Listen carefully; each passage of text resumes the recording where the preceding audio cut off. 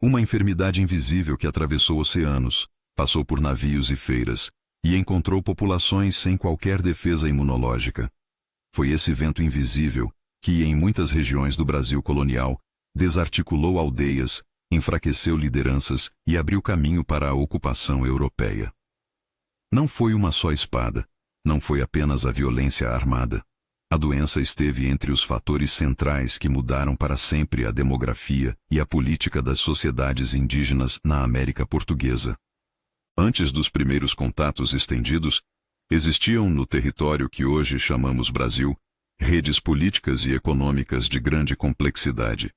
Havia aldeias com trocas interregionais, confederações que mobilizavam aliados e inimigos, ritos e saberes transmitidos ao longo de gerações.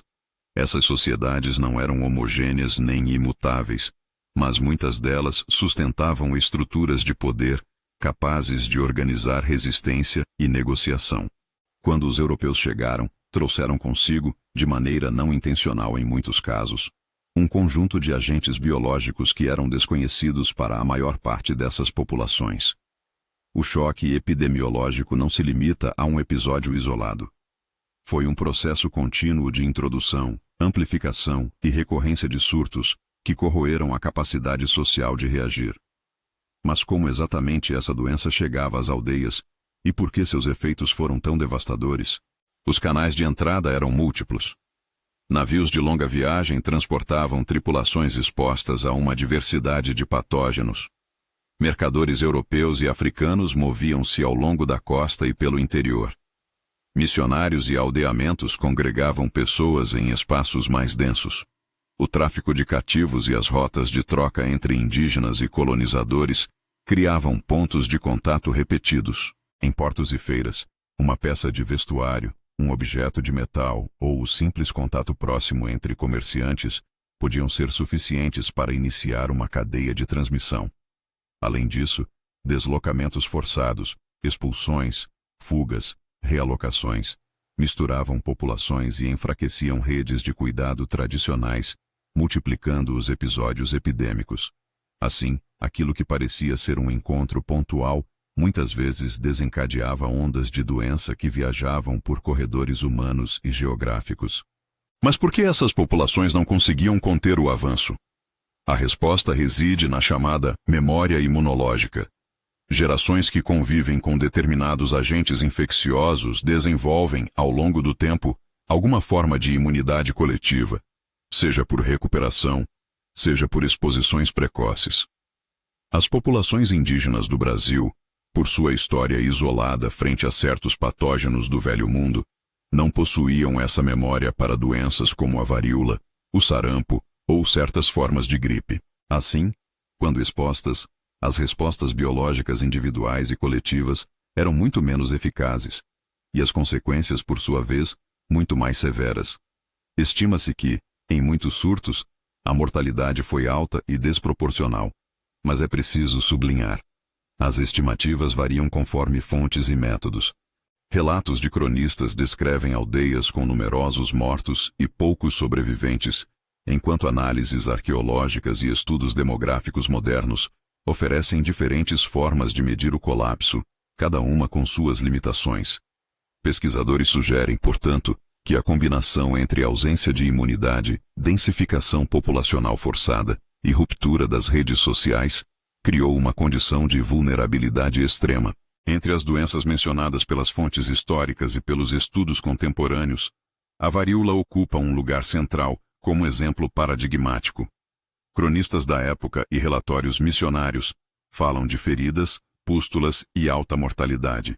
A varíola é transmitida por contato próximo e por objetos contaminados.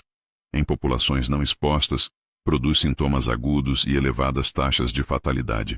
Junto com ela, sarampo e gripe aparecem nos relatos como causas de surtos massivos, especialmente quando coincidiram com fome, deslocamento e guerra. Outras doenças, tifo, influenza e infecções bacterianas secundárias, podem ter contribuído para o aumento da mortalidade em contextos onde os sistemas tradicionais de cuidado e cura foram desestruturados. Não se trata de uma lista fechada. Há indícios de múltiplos agentes agindo em conjunto, e as fontes nem sempre permitem separar com precisão sintomas atribuíveis a uma doença ou outra. Ainda assim, a presença repetida de termos descritivos consistentes em fontes diferentes aponta para eventos epidêmicos graves em diversas regiões. Como sabemos que essas epidemias realmente ocorreram e tiveram impacto tão profundo? A evidência vem de pelo menos duas frentes complementares. Por um lado, os registros textuais, cartas, relatórios de missões, crônicas de viajantes e inventários coloniais que mencionam surtos, altas taxas de óbito em aldeias e aldeias vazias. Esses documentos trazem problemas metodológicos, vieses de observadores, interesses coloniais ou eclesiásticos e linguagem carregada. Mas, quando usados criticamente, fornecem padrões temporais e geográficos de acontecimentos. Por outro lado, as ciências materiais e biomoleculares têm acrescentado camadas importantes de informação. Escavações arqueológicas mostram mudanças demográficas em cemitérios, alterações na distribuição de artefatos que indicam abandono ou reorganização de assentamentos, análises paleopatológicas e, quando disponíveis, resultados de paleogenética sugerem presença de agentes infecciosos em restos mortais antigos. A convergência entre relatos escritos e dados arqueológicos fortalece a hipótese de que surtos epidêmicos foram uma causa significativa de colapso social em muitas áreas. Ainda assim, pesquisadores alertam para lacunas. Nem sempre há material preservado, nem sempre as narrativas escritas registraram com precisão causas médicas. As evidências, portanto, apontam, mas pedem cautela. Há também diferenças regionais relevantes. Em algumas áreas costeiras, os primeiros contatos e as trocas comerciais intensificaram a introdução de patógenos. Em áreas de fronteira, o arrefecimento de redes de apoio e a presença de expedições militares criaram focos de transmissão. Em aldeamentos missionários, por exemplo, a congregação de pessoas de diversas origens e a sedentarização de grupos que antes viviam de forma mais dispersa favoreciam surtos mais intensos. Em outros lugares, o deslocamento contínuo e a fragmentação das populações impediram a consolidação de estruturas de resposta. Essas variações ajudam a explicar por que nem todas as sociedades indígenas experimentaram o colapso demográfico da mesma forma ou na mesma intensidade. A geografia do contato, as rotas comerciais, as estratégias coloniais e as respostas habitantes locais moldaram uma paisagem epidemiológica complexa. As consequências vão além do número de mortos. Quando líderes e caciques morriam em grande número, estruturas políticas se fragmentavam. Linhagens de liderança podiam perder a continuidade. Rituais essenciais eram interrompidos, e a transmissão de conhecimentos sobre agricultura, navegação fluvial e práticas de cura foi comprometida. Redes de trocas que uniam regiões distantes foram enfraquecidas.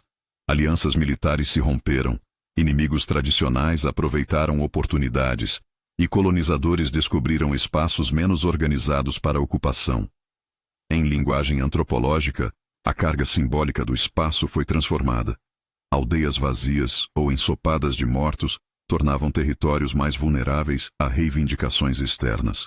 Ainda assim, é decisivo lembrar que doença não age sozinha. Violência, despossuimento, coerção econômica e alianças forçadas com colonizadores também foram peças fundamentais desse quebra-cabeça histórico. A doença potencializou rupturas que já vinham sendo gestadas por processos de encontro e conflito. Existe entre os historiadores um debate sobre intencionalidade.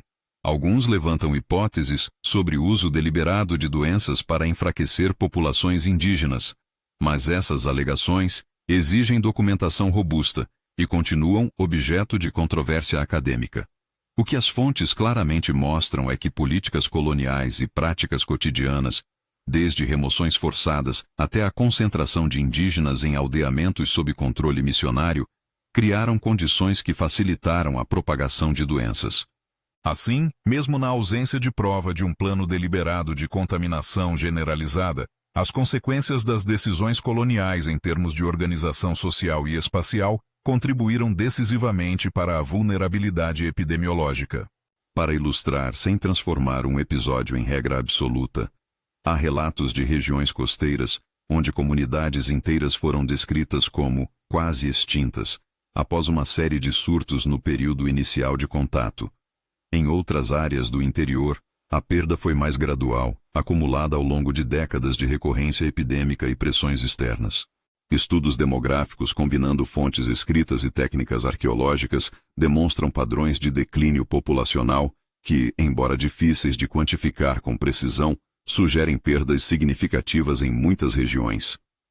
Quando tentamos construir narrativas locais, é fundamental triangulação. Cruzar cronistas, registros missionários e achados arqueológicos para entender o ritmo e o alcance dos acontecimentos. Onde falta essa triangulação, o historiador deve indicar hipóteses e não certezas. Inserir fonte para estudos de caso bem documentados antes da publicação. Ao mesmo tempo que houve morte e desorganização, houve também formas de resistência e criação contínua.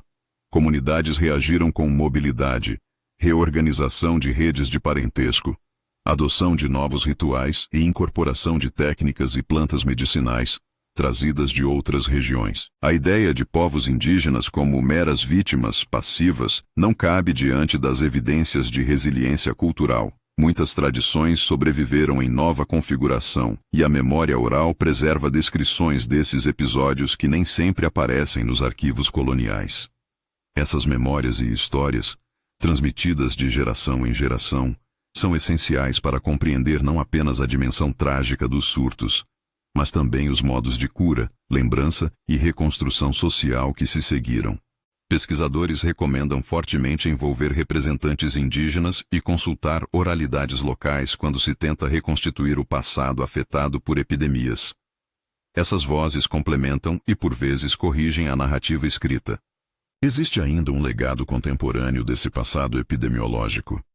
A forma como a história do Brasil foi construída muitas vezes minimizou o papel das doenças no processo de colonização, privilegiando narrativas militares e econômicas.